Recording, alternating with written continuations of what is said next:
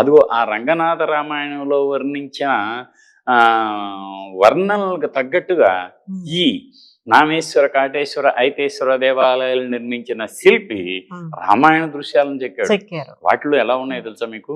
రాముడు రావణుడు యుద్ధం, జటాయు వధ, ఆ సప్తతాళ భంజనం, ఒకటి కాదు రెండు కాదు, అద్భుతమైనటువంటి దృశ్య కావ్యంగా మలసినటువంటి ఘనత ఆనాటి రేచర్ల రెడ్ల శిల్పులకే దక్కుతుంది. సరే, ఇది నామేశ్వరాలయాన్ని గురించినటువంటి విశేషం. ఆ నామేశ్వరాలయంలోని ఆలయం యొక్క ద్వారాల పక్కన ఈ శాసనాలు ఉన్నాయి. మొదటి శాసనం 1234ది రేచర్ల కాటిరెడ్డిది. ఆ తర్వాత మళ్ళీ 1258వ సంవత్సరంలో మరో శాసనం 1258వ సంవత్సరం నాటిది, సామాన్య శకం. అంటే అప్పుడు ఎవరు పరిపాలిస్తున్నారు? కాకతీయ గణపతి దేవుడు. కాకతీయ గణపతి దేవునికి పుణ్యంగా ఆయన దగ్గర పనిచేస్తున్నటువంటి సామంతుడైన రేచర్ల నామిరెడ్డి అని ఆయన, మళ్ళీ ఇక్కడ ఆయన పేరు నామిరెడ్డి. ఆయన అంటే మళ్ళీ అంతకుముందు నామిరెడ్డికి ఏమో కాటిరెడ్డి కట్టించారు, కాటిరెడ్డి కొడుకు పేరు మళ్ళీ నామిరెడ్డి పెట్టుకుంటాం కదా, తాతల పేరు. అలా ఈయన ఏం చేశాడు? ఆయనకు పుణ్యంగా ఏం చేశాడంటే దానం చేశాడు ఆలయానికి. ఈ ఆలయం నిర్వహణ కోసం ఏం చేశాడు అంటే, మీకు మూసేటి కాలువ, మూసి అనేది మూసి నది పక్కనే, మూసి అనేది ఏరు, దాని నుంచి కాలువ తీసి ఏం చేశారు అక్కడ విశ్వనాథ సముద్రం అనేది ఒకటి, నామ సముద్రం ఒకటి, రెండు విశాలమైన చెరువులు తవ్వించాడు. ఆ చెరువుల కింద పండేటువంటి భూమిని ఈ ఆలయ నిర్వహణకు ఆయన దానం చేసినటువంటి వివరాలు ఉన్నాయి. మూడవ శాసనం కూడా అదే ఆలయంలో ఉంది. ఏ ఆలయంలో? ఈ త్రికోట ఆలయంలోనే. అదేం చెబుతుంది అంటే 1303 అప్పుడు ఖచ్చితంగా కాకతీయ చివరి పాలకుడైన ప్రతాపరుద్రుడు పరిపాలిస్తున్న రోజులు మీకు గుర్తుండే ఉంటుంది. 1303 కాకతీయుల చరిత్రలో బాగా గుర్తుంచుకోదగ్గ సంవత్సరం. ఎందుకు అంటే ఢిల్లీ సుల్తాన్ మొట్టమొదటిసారి ప్రతాపరుద్రునిపై దండయాత్ర చేసిన సంవత్సరం. అదిగో ఆ సంవత్సరపు శాసనం అక్కడుంది. ఆ శాసనంలో ప్రతాపరుద్రునికి పుణ్యంగా ఈ ఆలయానికి మరికొంత, అంటే దీంతో పాటు ఇంకొక 2 ఆలయాలను కూడా చెబుతారు. ఏమిటంటే మూలస్థాన దేవర, మల్లినాథ దేవర, ఈ 2 ఆలయాలు కూడా ఉన్నట్లుగా ఈ శాసనంలో ఉంది. వాటికి ఏం చేశారంటే ఈ విశ్వనాథ సముద్రం, నామ సముద్రాన్ని 2 భాగాలుగా చేసి 2 వైపులా పారేటువంటి పంట భూముల్లో నుంచి వచ్చే ఆదాయాన్ని ఈ ఆలయాలకి డొనేట్ చేసినట్టుగా ఈ శాసనంలో ఉంది. ఇది ఎంత ప్రశస్తం చూడండి. అంటే దీనివల్ల మనకి ఏం తెలుస్తుంది? ఈ ఆలయం చూడటం వల్ల అప్పటి ఆలయ నిర్మాణ రీతులు తెలుస్తుంది. 3 ఆలయాలని ఒక సముదాయంగా నిర్మిస్తారని, ఆ ఆలయాల్లో రామాయణానికి సంబంధించినటువంటి దృశ్యాలు ఉంటాయని, ద్వారబంధాలు ఇలా ఉంటాయని తెలిసింది.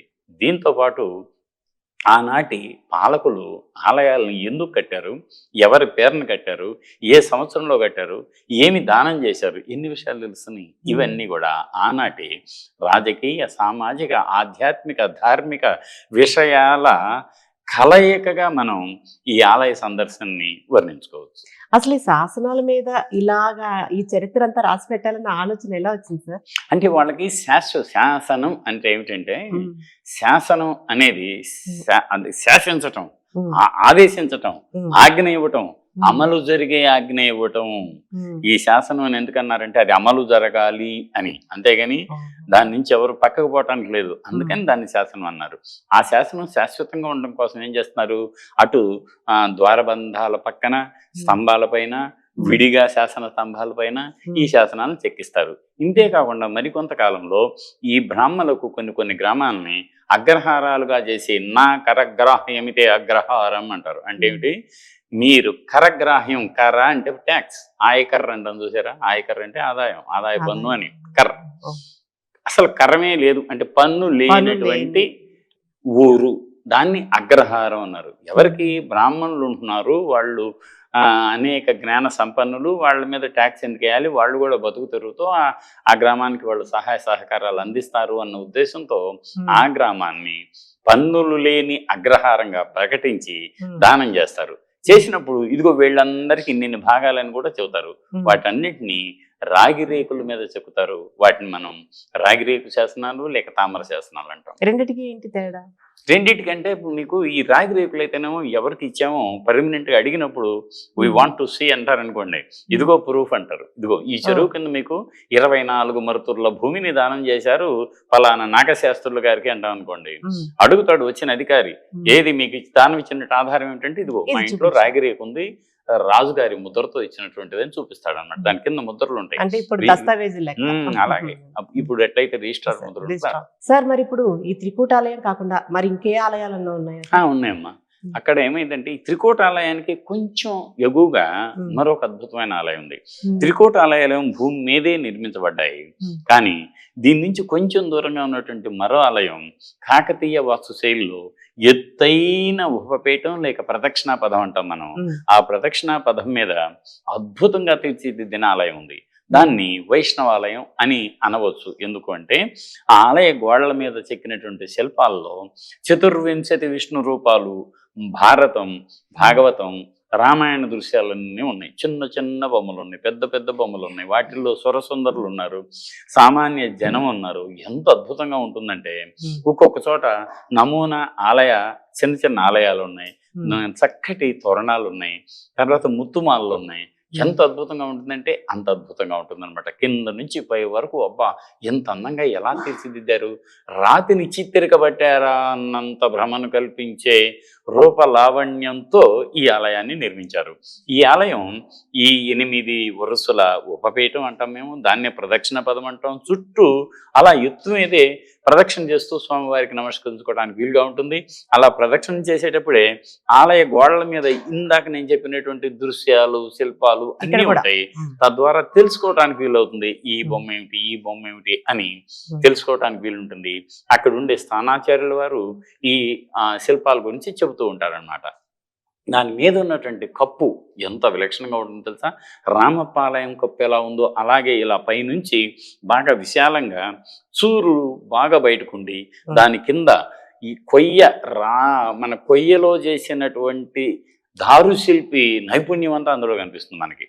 దాని మీద శిఖరం ఉండి ఉండేది. ఎందుకు అంటే అక్కడ చుట్టూ మాకు పడిపోయినటువంటి ఇటుక రాతి పెళ్ళలు అంటాం, ఇటుక రాతి ముక్కలు కనపడ్డాయి, సున్నం కనపడింది, చెక్కినటువంటి ఆధారాలు కూడా ఉన్నాయి. కాబట్టి దాని మీద చక్కటి అలంకృతమైనటువంటి శిఖరం ఉండేది అని మనకి తెలుస్తుంది. అయితే ఇప్పుడు ఈ 2 ఆలయ సముదాయాలు కూడా వారసత్వ తెలంగాణ శాఖ రక్షిత కట్టడాలుగా ఉన్నాయి. కాబట్టి వాటిని ఉన్నవి ఉన్నట్లుగా భద్రపరచటమే పురావస్తు శాఖ చట్టాలు నిర్దేశిస్తున్నాయి. కాబట్టి మళ్ళీ వాటిపైన శిఖరాలని నిర్మించడానికి ఎవరు పూనుకోలేదన్నమాట. ఈ ఆలయాలు మాత్రం భద్రంగా ప్రభుత్వం కాపాడుతూ ఉంది.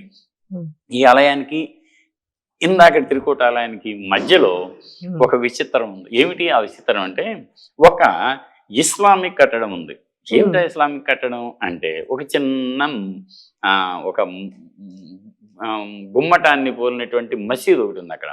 ఏమిటి మసీదు, ఎవరిది అంటే అది ఇబ్రహీం కులీ కుతుబ్ షాకి సంబంధించిన శాసనం కూడా ఉందన్నమాట అక్కడ.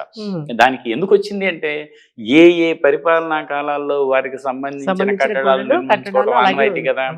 అప్పటికి ఏమైంది, పరిపాలన అంతా కూడా కుతుబ్ షా వంశం అధీనంలో ఉంది. కాబట్టి వాళ్ళకి సంబంధించిన అధికారులు ఆయా కట్టడాలను ఆయా వాస్తు శైలిలో నిర్మించుకోవడం పరిపాటి వాళ్ళది. అంటే ఇక్కడేమో త్రికూటాలయం, ఆ పక్కేమో అద్భుతమైన వైష్ణవాలయం, రెండిటికి మధ్య ఒక మసీదు. దీన్ని మనం మత సామరస్యం అని కూడా అనుకుంటే ఏ రకమైన ఇబ్బంది లేకుండా ఉంటుందన్నమాట.